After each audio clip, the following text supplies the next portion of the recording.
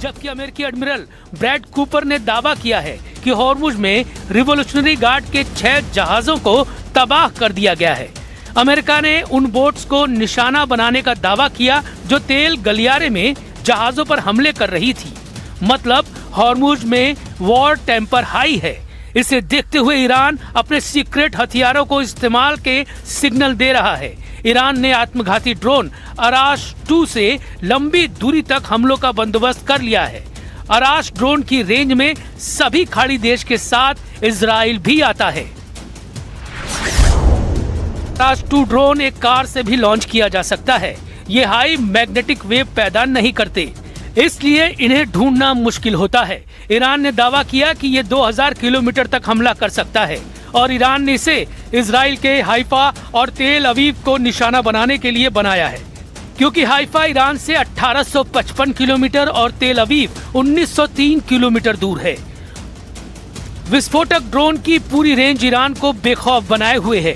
वहीं America Israel को Iran के परमाणु बमों का खौफ फिर परेशान करने लगा है।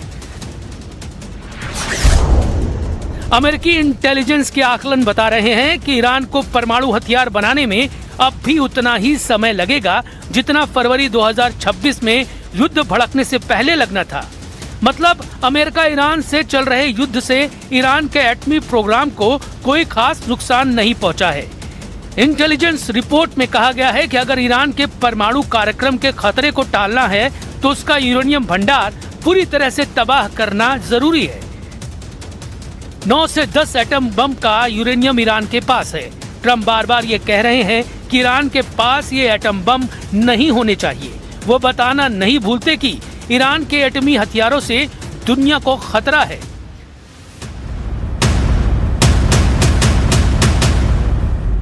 They have no radar, they have no nothing. They have no leaders, actually. The leaders happen to be gone also.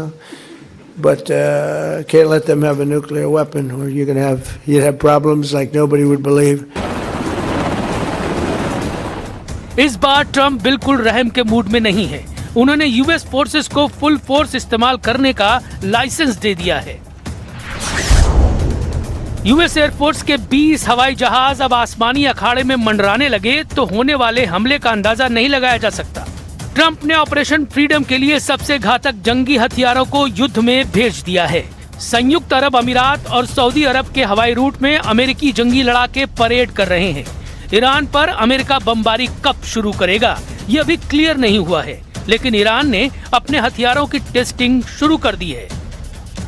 Revolutionary guards ने रॉकेटों का ये बारूदी ट्रेलर ट्रंप फोर्स को दिखाया है। ईरान ने अब की बार जबरदस्त तैयारियां की है। ईरान जमीनी लड़ाई के लिए अमेरिका को मजबूर करना चाहता है। ग्राउंड ऑपरेशन में इजराइल और अमेरिका की कमजोरियों को जान चुका ईरान हिसाब बराबर करने का प्लान बना चुका है। हालांकि ईरान ने सफाई दी है कि यूएई में हुआ हमला इजराइल और अमेरिका की कारस्तानी है, जिससे युद्ध भड़के और तबाही मचे।